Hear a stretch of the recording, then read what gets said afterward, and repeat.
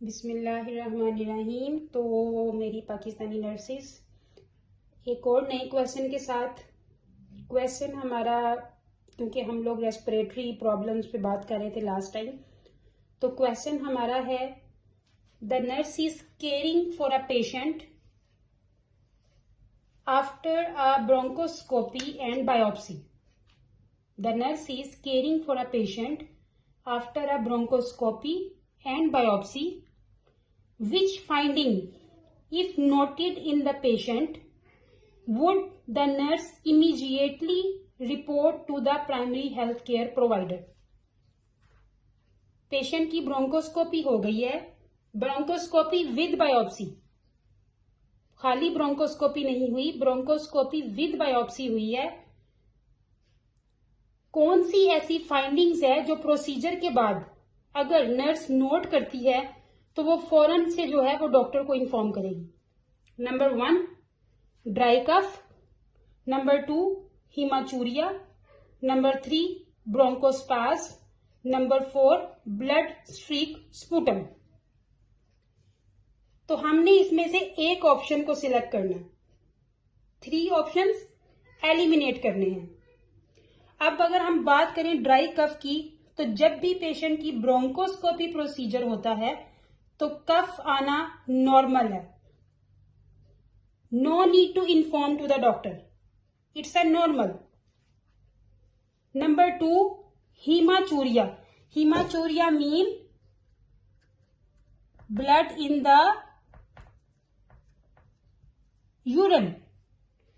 तो हम तो बात कर रहे हैं ब्रोंकोस्कोपी की, so bronchoscopy procedure is not related to hematuria।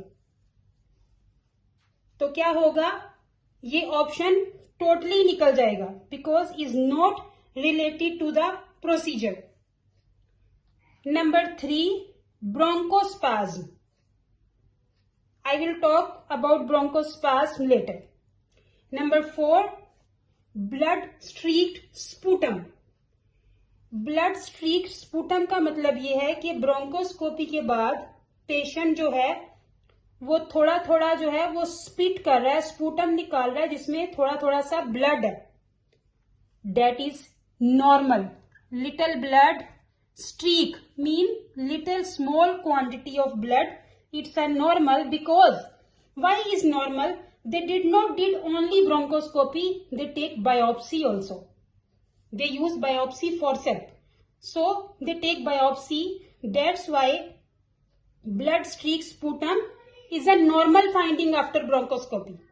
yes, अगर fresh blood है तो वो normal नहीं है, we have to inform to the doctor। अगर fresh blood आ रहा है इसका मतलब है कि पेशेंट जो है वो ब्लीड कर रहा है, सो हमने वो डॉक्टर को बताना है। लेकिन blood streak sputum it's a normal finding, no need to inform. 3 options eliminate. Bronchospasm is the right answer. Why this is right? Bronchospasm का मतलब होता है कि जो हमारे मसल्स हैं that line the airway in your lungs, जो lungs की लाइनिंग है, जो मसल्स हैं जो line the airway in your lungs, वो टाइटन हो जाते हैं। अब वो जब मसल्स टाइट होते हैं तो क्या होता है, हमारा जो एयर फ्लो है वो रिस्ट्रिक्ट हो जाता है।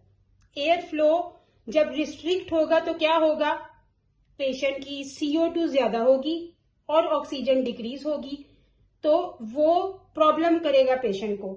सो if patient have bronchospasm, immediately inform to the doctor.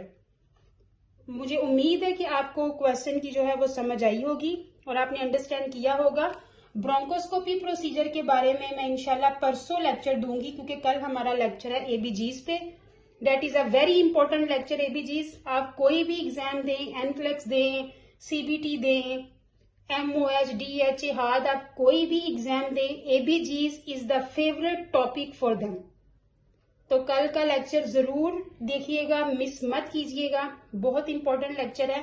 परसों इंशाल्लाह मैं आपको ब्रोंकोस्कोपी के बारे में बताऊंगी कि ब्रोंकोस्कोपी है क्या, क्यों करते हैं, क्या चीजें चाहिए होती हैं, उसकी जो प्री प्रोसीजर क्या केयर है और पोस्ट प्रोसीजर क्या केयर है। तो ब्रोंकोस्कोपी के बारे में हम परसों बात करेंगे। थैंक यू वेरी मच, और अपना ख्याल रखें, अपनी फैमिली का ख्याल रखें, दुआओं में याद रखें। मेरी वीडियो पसंद आई हो तो चैनल को सब्सक्राइब करें, शेयर करें, लाइक करें और आइकॉन बेल को प्रेस करना मत भूलें। अल्लाह हाफिज।